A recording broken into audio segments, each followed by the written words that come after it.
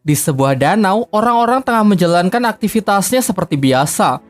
Di sana ada seorang ayah yang mencoba menghibur anaknya dengan melakukan beberapa atraksi renang di danau itu. Ia pun cukup sukses membuat anaknya tertawa gembira. Namun tak lama setelah itu, sang ayah tidak lagi nampak di permukaan, yang kemudian diikuti dengan air danau yang seketika berubah warna menjadi merah darah. Sangat tragis, ternyata pria malang itu telah dimangsa oleh siluman danau. Kemudian datanglah seorang pendeta yang mengaku sebagai pembasmi siluman. Sebut saja Boy. Dengan ritual-ritual yang Boy lakukan, ia berhasil membunuh seekor ikan pari raksasa, di mana ia mengeklaim bahwa makhluk itulah yang selama ini menjadi monster danau. Warga pun dibuat sangat senang karena kini merasa telah aman. Tak lama setelah itu, datanglah seorang pemuda bernama Jiang. Jiang mengatakan bahwa ikan pari itu bukanlah siluman danau. Sedangkan siluman danau yang asli kini masih berkeliaran bebas di dasar danau. Boy yang merasa diremehkan sebagai pembasmi siluman tak terima dan malah menuduh Jiang yang hanya bocah ingusan tak tahu apa-apa. Kemudian Jiang malah diikat agar tidak banyak bicara. Semua orang yang merasa sekarang keadaan sudah aman melakukan selebrasi dengan berenang-renang ria di danau itu.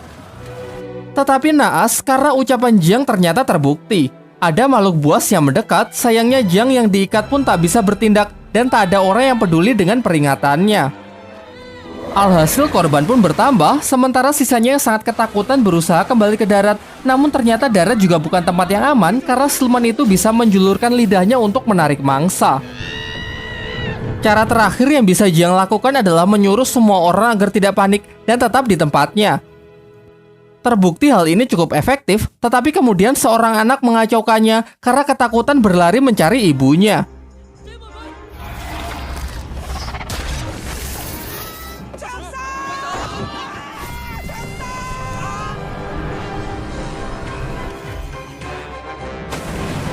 Sang ibu yang tidak bisa menerima kenyataan itu pun frustasi dan menjeburkan dirinya ke danau untuk menantang siluman itu. Disinilah akhirnya siluman itu menampakkan dirinya yang ternyata memiliki wujud yang sangat menyeramkan. Selanjutnya ada seorang bayi yang juga hendak jatuh ke danau. Beruntung Jiang yang telah berhasil terlepas datang menyelamatkannya. Jembatan mereka pun patah yang secara kebetulan memerangkap siluman ikan itu. Bersama Boy, Jiang memanfaatkan kesempatan ini untuk melemparkan ikan itu ke darat. Tetapi karena perbedaan berat yang lumayan jauh, mereka pun kesulitan melakukan hal itu. Para warga yang berusaha membantunya pun juga sia-sia. Kocaknya lalu datang seorang wanita gemuk yang berhasil melontarkan siluman itu ke darat. Siluman yang kehabisan waktu melemah sehingga berubah ke wujud semula yang menyerupai manusia. Warga yang emosi berniat menghakimi siluman itu dengan berbagai senjata. Namun Jiang menghentikannya dan memohon agar diberi kesempatan untuk menyelesaikan tugasnya ini sebagai pembasmi siluman profesional. Lantas ia pun segera membuat persiapan dengan mengeluarkan senjata andalannya yang ternyata hanya sebuah buku kumpulan lagu anak-anak. Dengan ritual ini harapannya ia bisa memberikan siluman itu pencerahan. Tetapi aksi kocaknya ini tidak menghasilkan apa-apa, justru siluman itu malah emosi dan berbalik menyerangnya. Tiba-tiba datanglah seorang pembasmi siluman wanita bernama Duan yang menghentikan siluman itu, menghajarnya dan menyegelnya di sebuah kantong ajaibnya. Lalu ia menemui Jiang untuk memastikan apakah dia juga benar-benar seorang pembasmi siluman. Jiang berusaha meyakinkannya dengan menunjukkan buku ritualnya yang ia percayai dengan kumpulan lagu anak-anak itu bisa membuat siluman menjadi baik.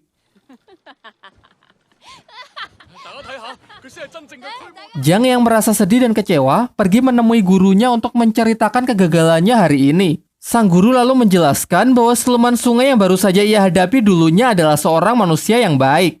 Pada suatu hari ia menyelamatkan seorang anak di sungai, tetapi warga salah sangka dengan mengiranya adalah seorang penculik. Lantas mereka pun membunuhnya dan membuang jasadnya ke sungai sebagai makanan ikan. Tumbuh kebencian yang sangat besar di dalam jiwanya sehingga ia berubah menjadi siluman untuk menuntut balas. Di sini Jiang mulai ragu dengan kemanjuran buku lagu anak yang diajarkan oleh gurunya itu. Bukankah lebih efektif jika ia membasmi siluman itu seperti pembasmi siluman yang lain? Sang guru lalu menjawabnya bahwa membunuh bukanlah cara yang baik. Menghilangkan sifat jahat dan memelihara kebaikan adalah cara terbaik yang bisa dilakukan. Lalu ia juga kembali menyemangati Jiang yang terlihat telah frustasi. Di tempat lain, dua orang remaja datang ke sebuah restoran di tengah hutan. Di sana mereka disambut ramah oleh pelayan yang menunjukkan menu makanan, yaitu puluhan daging babi panggang. Sebagai langkah akhir, si pelayan mempertemukan mereka dengan bosnya, seorang pria glowing yang mempesona. Sampai pria itu membuka mulutnya yang ternyata sangat mengerikan.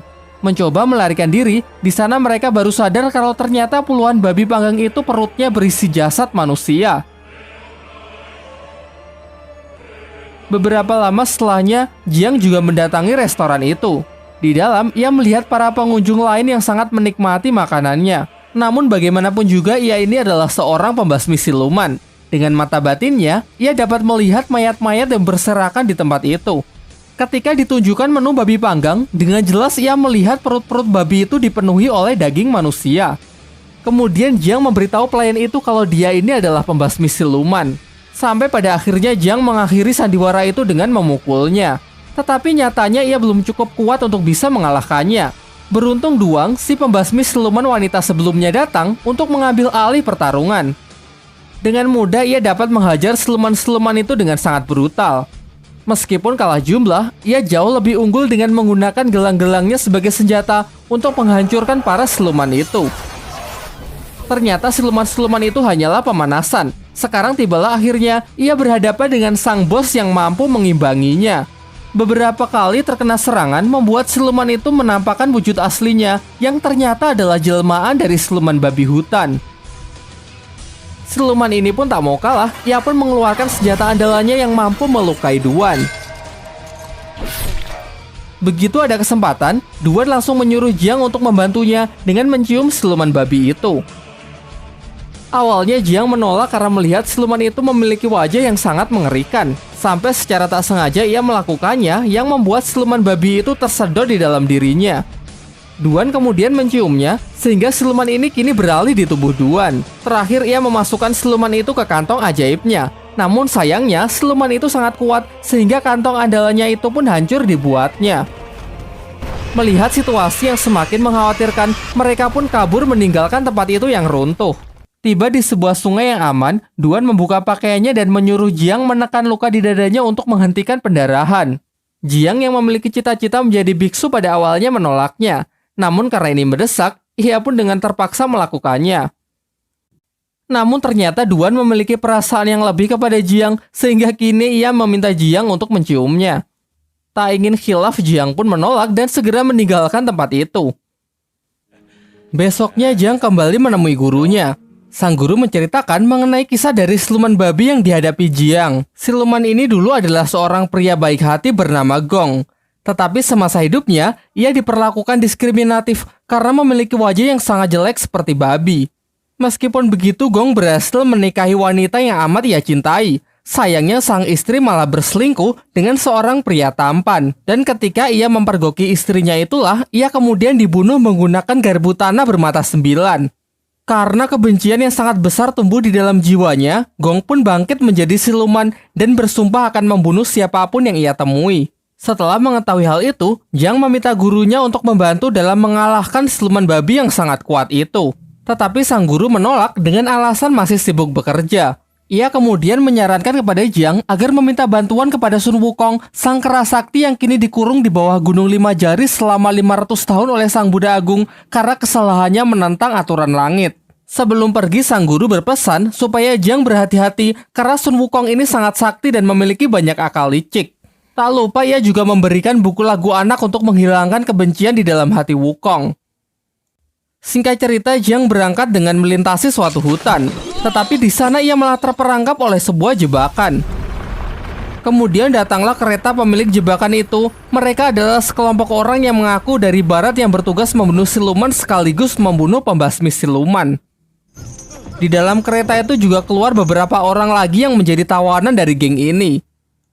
Geng ini lalu menginterogasi mereka satu-satu, dan jika ada yang terbukti terdapat pembasmi siluman, maka akan segera mereka eksekusi. Jiang yang ketakutan pun mulai ragu untuk mengakui profesinya. Tetapi kemudian Duan mendekat dan mengatakan kalau mereka ini adalah suami istri yang sedang bertengkar. Jiang mencarinya ke hutan, dan secara tak sengaja ia malah terperangkap. Demi untuk membuktikan hal itu, geng tersebut meminta mereka agar melakukan hubungan suami istri. Berbeda dari Duan yang sangat bersemangat, Jiang menolak karena ia adalah seorang biksu. Akhirnya karena tak ada pilihan lain, Jiang pun nyaris bersedia. Sampai ia menemukan sebuah fakta kalau ternyata senjata yang tertancap di tangan Duan hanyalah sebuah mainan. Dari sini pun terungkap bahwa ini adalah sandiwara dari Duan yang sangat mencintai Jiang. Secara terang-terangan ia ingin menikahinya, memiliki seorang anak dan hidup bahagia. Namun dengan tegas Jiang menolak karena ia menginginkan cinta yang lebih besar, yaitu cinta dari Sang Buddha Agung. Hal ini membuat Duan patah hati, kemudian memukuli Jiang, bahkan sampai mengurungnya. Hingga mereka dikejutkan oleh kedatangan Gong si siluman babi yang ingin menghabisi mereka. Lalu Duan meminta Jiang agar turun dari kereta karena ia ingin menabrakkan kereta itu ke siluman. Kereta itu pun hancur berkeping-keping. Jiang sangat cemas melihat Duan yang sepertinya terluka parah. Jiang merasa sedih dan seakan menyesali perbuatan ia sebelumnya. Namun lagi-lagi ini adalah sandiwara Duan untuk mengetahui isi hati Jiang yang sebenarnya. Gong yang terpental ternyata tak terluka sedikit pun dan siap melancarkan serangannya lagi. Beruntung datang seorang kesatria tangguh yang memiliki kekuatan hewan buas. Ia berhasil menandingi Gong yang membuat Gong ingin melarikan diri.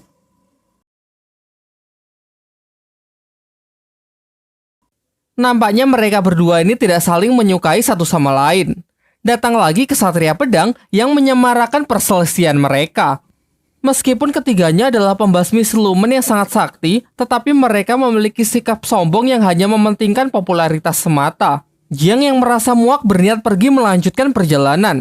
Kemudian Duan meminta agar diizinkan menemaninya, tetapi dengan tegas Jiang menolak dan malah menyalahkan Duan karena sudah menghambat perjalanannya.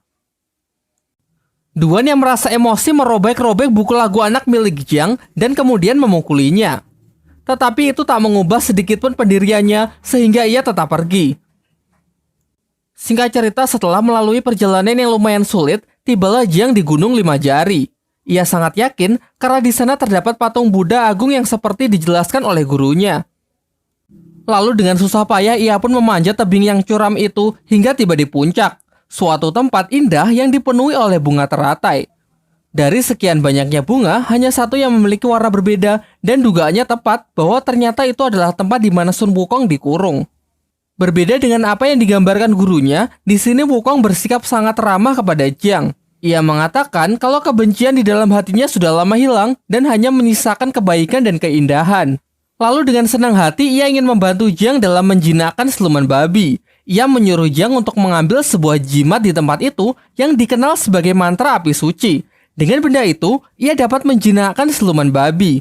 Tetapi ternyata Jiang tidak mudah untuk ditipu. Ia menyadari kalau jimat itu adalah sebuah mantra yang digunakan oleh Sang Buddha untuk menyegel Wukong. Seketika sifat Wukong pun berubah 180 derajat yang memperlihatkan sifat aslinya sebagai siluman yang sangat berbahaya. Tetapi sepertinya Wukong memiliki mental illness. Secara paksa, ia mencoba keluar dari tempat itu yang membuat dirinya terkena siksaan cambuk dari kekuatan Sang Buddha. Jiang lalu menasihatinya, jika Wukong bersedia membantunya untuk menjinakkan siluman babi, maka dengan sendirinya kebaikan akan tumbuh di dalam jiwanya sehingga suatu saat ia bisa keluar dari tempat ini. Awalnya Wukong menolak, tetapi ia berubah pikiran setelah Jiang memberinya sebuah pisang. Wukong lalu menjelaskan bahwa siluman babi ini sangat menyukai pesona wanita yang menari di bawah sinar rembulan. Dengan cara itu, ia bisa memancing siluman babi ke tempat ini. Tetapi masalahnya, di sini tak ada wanita. Sampai Duan datang yang ternyata telah mengikuti Jiang karena merasa khawatir. Ya, meskipun Jiang masih terlihat kurang senang dengan kedatangannya. Tidak punya pilihan lain, Duan yang tidak bisa menari pun diajari beberapa gerakan oleh Wukong. Singkat cerita, di bawah cahaya rembulan Duan menari sembari diiringi musik oleh Jiang. Dari sinilah akhirnya Jiang menyadari bahwa Duan tidak seburuk yang ia pikirkan dan sedikit menyesali perkataan kasarnya sebelumnya. Akhirnya siluman babi itu pun terpancing untuk datang ke tempat itu. Wukong lalu memanggilnya untuk masuk ke dalam lubang dan dengan sihirnya ia berhasil mengubah wujud siluman babi itu menjadi babi kecil yang menggemaskan. Kini dengan mudah Duan pun bisa memasukkan siluman itu ke dalam kantong ajaibnya. Setelah semua itu usai, Duan kembali mengungkapkan perasaannya kepada Jiang. Ia memberikan cincin kepada Jiang sebagai bukti perasaannya. Namun sayangnya Jiang yang masih berharap menjadi biksu bersikeras menolaknya, bahkan sampai berniat menghancurkan jarinya sendiri. Duan yang merasa sangat patah hati akhirnya pun sadar bahwa cintanya memang bertepuk sebelah tangan dan kini ia tidak akan berharap lagi. Ketika mereka akan berpisah, Wukong mengatakan bahwa sudah lama ia tidak melihat indahnya cahaya rembulan karena terhalang oleh teratai putih. Jiang yang bersimpati mencabut teratai itu, tetapi ternyata itu adalah sebuah segel yang sebenarnya. Alhasil tempat itu pun runtuh dan kini Wukong berhasil terbebas. Ia menampakkan wujud aslinya dan berniat membunuh Jiang. Jiang yang sudah terpojok lalu berdoa kepada Sang Buddha yang membuat Wukong semakin emosi. Ia menyiksanya dengan mencabuti rambut Jiang sehingga membuatnya botak. Tak lama setelah itu datanglah 3 pembasmi siluman yang sebelumnya, yaitu Kesatria Hewan Buas, Kesatria Kaki, dan Kesatria Pedang. Pada awalnya Wukong diremehkan karena perawakannya yang sangat kecil. Mencoba unjuk kebolehan Kesatria Hewan Buas maju terlebih dahulu untuk melancarkan serangannya. Tetapi dengan mudah Wukong dapat mengatasinya dan malah memakan kesatria itu hidup-hidup. Giliran Kesatria Kaki yang menyerangnya menggunakan injakan telapak kaki raksasa. Pada awalnya ia sangat sombong dan yakin dengan kakinya itu dapat mengalahkan Wukong. Namun karena tubuh Wukong yang terlalu keras, kakinya pun malah berlubang.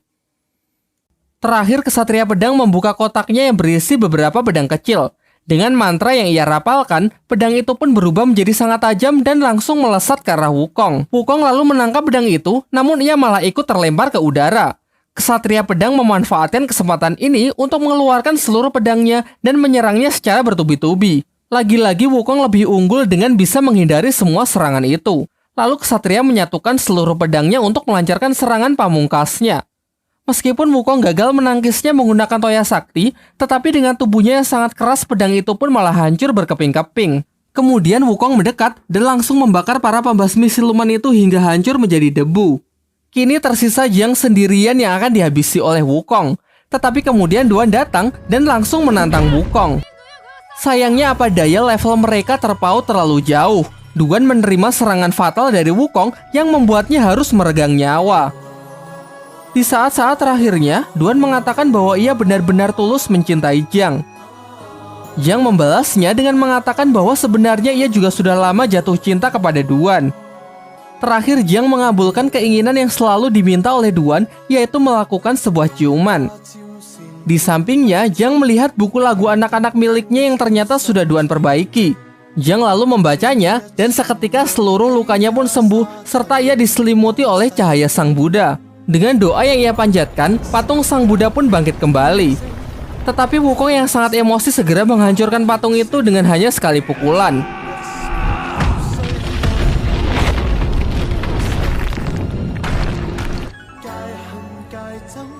Tidak berhenti sampai di sana, di angkasa Sang Buddha Agung muncul dan menyerang Wukong dengan jurus tapak Buddhanya. Wukong mencoba menahan sekuat tenaga hingga berubah ke wujud kera raksasanya. Tetapi nampaknya meskipun ia keras sakti sangat mustahil menahan serangan sekuat itu.